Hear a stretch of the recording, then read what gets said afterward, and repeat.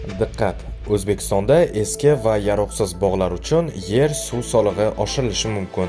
Assalomu alaykum qadrli tomoshabinlar, kanalimizga xush kelibsiz. Videodan to'liqroq xabardor bo'lishni istasangiz, oxirigacha ko'rib, like va podpiska tugmalarini bosib qo'yishni unutmang. Diqqat qiling. Shavkat Mirziyoyev raisligida o'tkazilgan yig'ilishda eski va yaroqsiz bog'lar bilan ishlash bo'yicha yangi tartib joriy etilishi taklif qilindi. Unga ko'ra, sanoatlashgan bog' barpo etilmagan maydonlar uchun yer va suv solig'i stavkasi oshirilishi mumkin. Yig'ilishda O'zbekistonda 61 ming gektar eskirgan va 18 ming gektar yaroqsiz bog'larni yangilash zarurligi qayd etildi.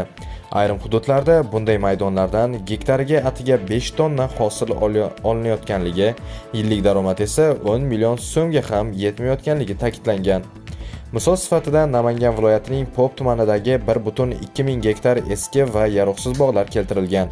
Prezident eksportbop navlar ekish va agrologistika markazlari tashkil etish orqali hosildorlik hamda daromadni bir necha barobar oshirish mumkinligini qayd etgan.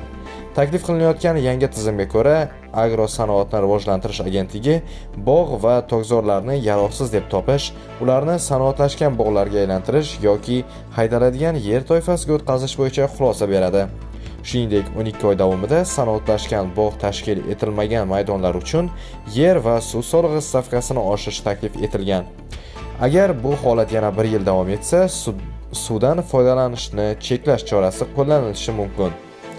Prezident yerdan samarali foydalanish ustidan nazoratni raqamlashtirish zarurligini ta'kidlab, eski va yangi bog'larni kosmik tasvirlash orqali monitoring qilish bo'yicha axborot tizimini ishga tushirishni topshirgan. Yig'ilishda tomorqa va dehqon xo'jaligidagi eski bog'larni yangilash masalasi ham ko'rib chiqildi.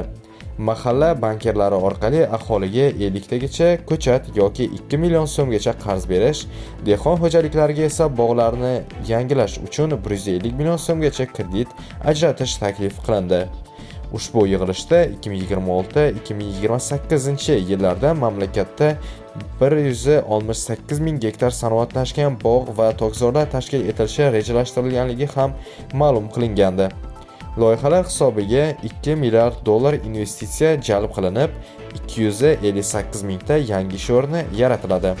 Ulardan 9 ta tijorat banki hududlariga biriktiriladi.